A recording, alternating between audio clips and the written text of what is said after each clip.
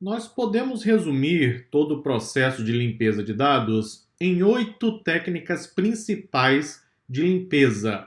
Eu agora vou apresentar essas técnicas para você, embora algumas já tenhamos usado nos projetos anteriores aqui do curso, usaremos outras agora no projeto 3 deste capítulo e continuaremos usando ao longo dos projetos seguintes, porque em cada projeto você vai aplicar diferentes técnicas de limpeza. Sendo assim, nós queremos que você leve o máximo possível de exemplos para casa, mas é importante agora formalizar esse conhecimento. Vamos passar por cada uma das técnicas de limpeza de dados.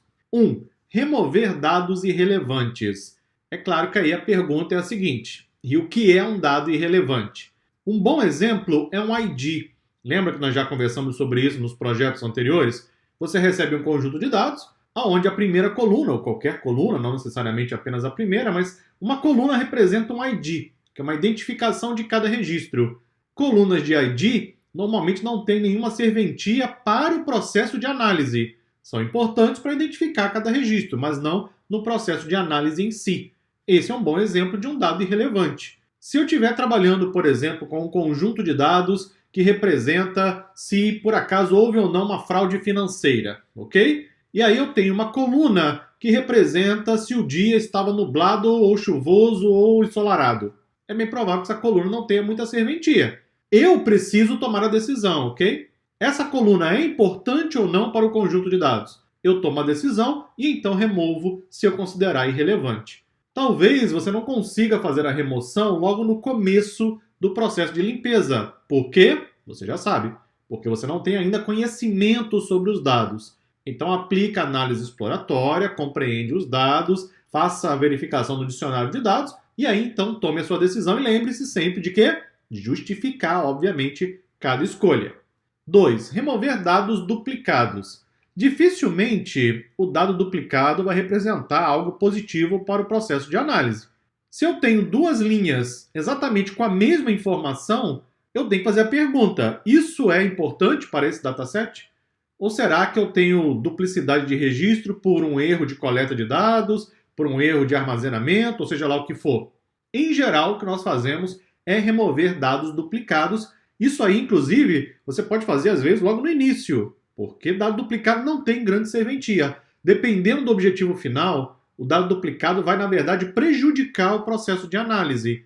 Portanto, você já pode remover, em muitos casos, logo no começo do processo de limpeza de dados. 3. Converter tipos de dados. Eu também já conversei sobre isso com você nos projetos anteriores. Quando você carrega o dataset em Python, o interpretador da linguagem Python identifica cada variável e toma a decisão. Qual é o tipo de dado para aquela variável? Se é variável qualitativa, quantitativa, você vai colocar como int, como float, como object, que é o tipo categórico, mas nem sempre o interpretador vai acertar. Na verdade, não espere isso, inclusive. O interpretador da linguagem Python vai olhar para o conteúdo e, com base nisso, tomar a decisão do tipo de dado.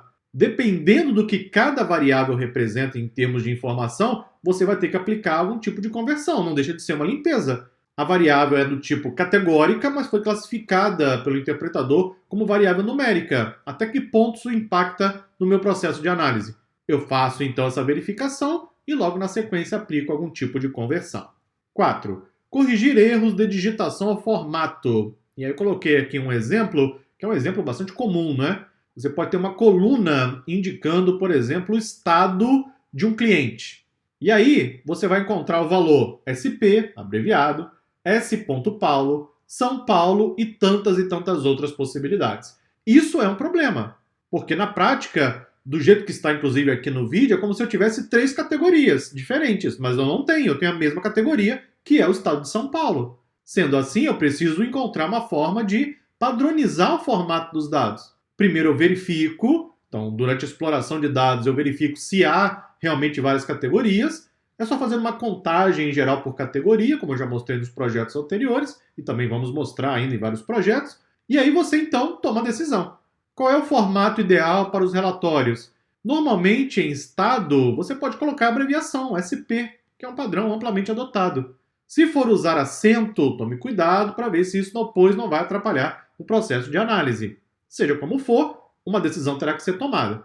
Espere por erros de digitação, principalmente quando você extrai dados da web. Normalmente, formulários web têm muitos erros de digitação e aí não tem jeito, tem que fazer a limpeza, preparar, organizar os dados e assim por diante. No próximo vídeo eu trago as outras 4 técnicas. Obrigado, até lá.